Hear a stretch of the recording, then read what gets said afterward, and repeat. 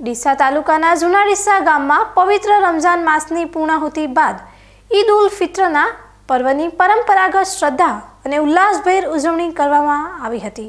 આ તહેવાર નિમિત્તે હિન્દુ મુસ્લિમ બિરાદરોએ એકબીજાને મળીને કોમી એકતા અને ભાઈચારાનો અનોખો સંદેશ સમગ્ર પંથકમાં પ્રસરાવ્યો હતો। જૂના ડીસામાં આજે સવારથી જ ઈદનો માહોલ જોવા મળ્યો હતો, જ્યાં મુસ્લિમ બિરાદરો મોટી સંખ્યામાં સ્થાનિક ઈદગાહ ખાતે નમાજ અદા કરવા માટે એકત્રિત થયા હતા। પવિત્ર નમાજ બાદ સૌએ એકબીજાને ગળે મળીને ઈદની મુબારકબાદી પાઠવી હતી અને ગામની સુખાકારી માટે દુઆઓ માંગી હતી।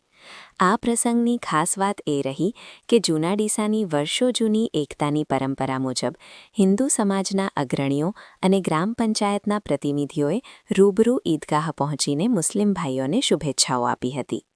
ગામના સરપંચ અને અન્ય સામાજિક કાર્યકરોની ઉપસ્થિતિએ સાબિત કરી દીધું કે તહેવારો માત્ર ધર્મના નહીં પણ માનવતાના મિલનનો પ્રતીક છે।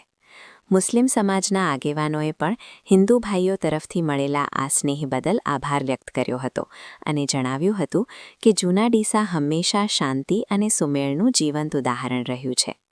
નમાજ બાદ ગામના ચોકમાં પણ હસી ખુશીનો માહોલ જોવા મળ્યો હતો, જ્યાં નાના બાળકોથી લઈને વડીલોએ ઉત્સાહપૂર્વક ભાગ લીધો હતો।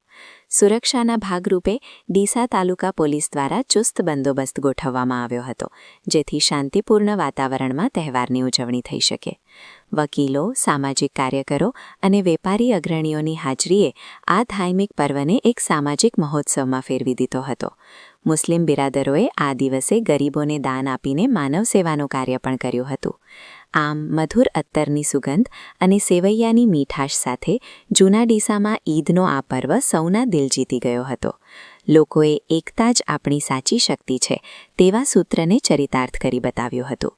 સમગ્ર દિવસ દરમિયાન ભાઈચારાના દ્રશ્યો સોશિયલ મીડિયામાં પણ વાયરલ થયા હતા। જૂના ડીસામાં ઉજવાયેલી આ ઈદ માત્ર એક ધાર્મિક વિધિ ન બની રહેતા હિન્દુ મુસ્લિમ કોમી એકતાનું મજબૂત પ્રતીક બની રહી છે। આવા પર્વો જ સમાજમાં ભાઈચારો ટકાવી રાખવામાં મહત્વની ભૂમિકા ભજવે છે।